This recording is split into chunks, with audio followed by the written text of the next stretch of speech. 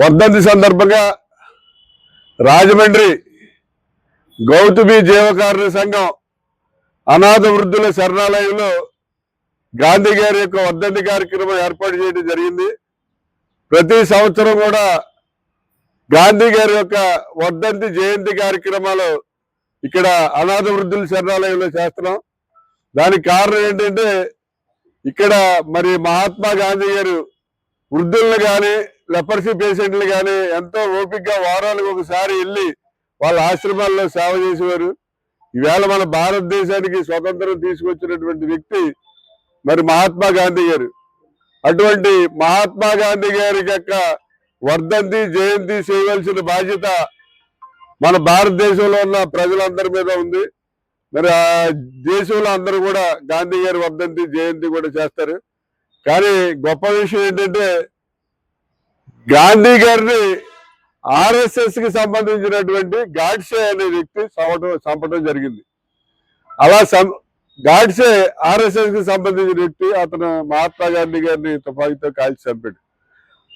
ఆ ఆర్ఎస్ఎస్ కి వారసులైనటువంటి ఈ నరేంద్ర మోడీ గారు, అమిత్ షా గారు ఈవేళ గాంధీ గారి యొక్క పేరుని చంపేయాలని ప్రయత్నం చేస్తారు. ఎందుకంటే మహాత్మా గాంధీ గ్రామీణ ఉపాధి పథకం అని చెప్పి రాజశేఖర రెడ్డి గారు, మన్మోహన్ సింగ్ గారు ఒక గొప్ప పథకాన్ని పెట్టారు. దానివల్ల ఏంటంటే ఎవరైతే కార్మికులు ఉంటారో వాళ్ళకి సంవత్సరానికి 100 రోజులు పని కల్పించాలని చెప్పి ఒక రూల్ పెట్టి అది పెట్టడం జరిగింది. దానికి కేంద్ర ప్రభుత్వం 90%, ఆల్మోస్ట్ అంతా కేంద్ర ప్రభుత్వం, 10% మాత్రమే రాష్ట్ర ప్రభుత్వం ఇచ్చేది. ఈవేళ నరేంద్ర మోడీ గారు మహాత్మా గాంధీ పేరు ఉండకూడదని చెప్పి ఆ పథకాన్ని రద్దు చేసి మరి మహాత్మా గాంధీ అనే పేరు లేకుండా చేసేసి ఏదో కొత్త పథకం పెట్టి దానికేమో 60% స్టేట్ గవర్నమెంట్ వాళ్ళు పెట్టుకోవాలి, 40% కేంద్ర ప్రభుత్వం పెట్టుకుంటుందని చెప్పారు.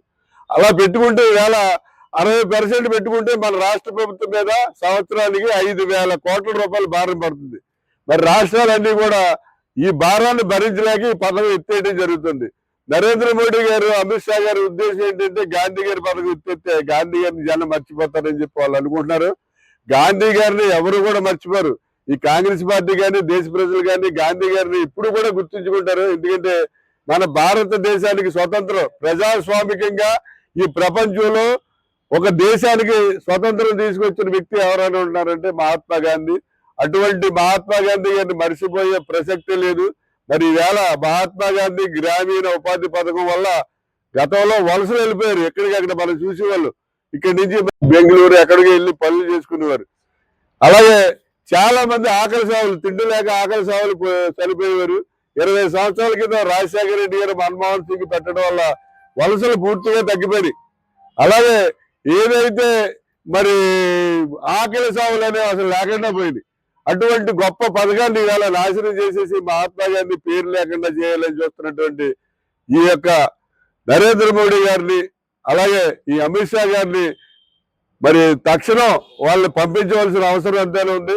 ఇవాళ నరేంద్ర మోడీ గారు మాట్లాడేవన్నీ కూడా అబద్ధాలు, బోటకాలు. ఎందుకంటే ఆయన first time parliament prime minister అయ్యేటప్పుడు ముందు ఎలక్షన్లో ఏం చెప్పాడు, మీ అందరి అకౌంట్లోనూ విదేశాల్లో ఉన్నటువంటి డబ్బంతా తీసుకొచ్చి ఒక్కొక్కళ్ళ అకౌంట్లోనూ 15 లక్షలు వేస్తానని చెప్పాడు. 12 సంవత్సరాలు అయింది. ఆవురావరమంట చూస్తున్నారు ఒక్కొక్క పక్షుల్లా దేశ ప్రజలందరూ. ఎవరి అకౌంట్లోనూ 15 లక్షలు కాదు కదా, 15 రూపాయలు కూడా వెళ్ళేది.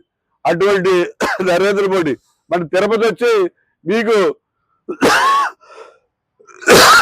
మన ప్రత్యేక హోదా ఇస్తారని చెప్పి తిరుపతి వెంకటేశ్వర స్వామి మీద ప్రమాణం చేసి చెప్పాడు. అసలు వెంకటేశ్వర స్వామి దేవుణ్ణి నమ్ముతున్నానంటాడు, రాముడు పెట్టి వ్యాపారం చేస్తాడు. మరి వెంకటేశ్వర స్వామిని ఎందుకు నమ్మడు? వెంకటేశ్వర స్వామి దేవుడు కదా. వెంకటేశ్వర స్వామి మీద ప్రమాణం చేసి మీకు ఎందుకు ప్రత్యేక హోదా నేను ఆలోచన చేస్తున్నాడు. హోదా లేదు, గీత లేదు. 12 సంవత్సరాలు అయిపోయింది. ఈ రకంగా ప్రజలను మోసం చేసి ఏ అబద్ధాలు ఆడి ప్రధానమంత్రిగా కొనసాగుతున్నాడు. అటువంటి ఈ నరేంద్ర మోడీ తక్షణం పంపించవలసిన అవసరం ఎంతైనా ఉంది. మనం ఎప్పుడు కూడా ఈ మహాత్మా గాంధీ గారిని మన దేశ ప్రజలందరూ కూడా స్థిరకాలం గుర్తుపెట్టుకుంటారు. అటువంటి మహానుభావుడి యొక్క ఇవాళ వర్ధంతి కార్యక్రమం, అందులోనే ఇక్కడ ఓల్డేజ్ హోమ్ జీవకారుణ్యం చేయటం అదృష్టంగా భావిస్తూ సెలవు తీసుకుంటాం.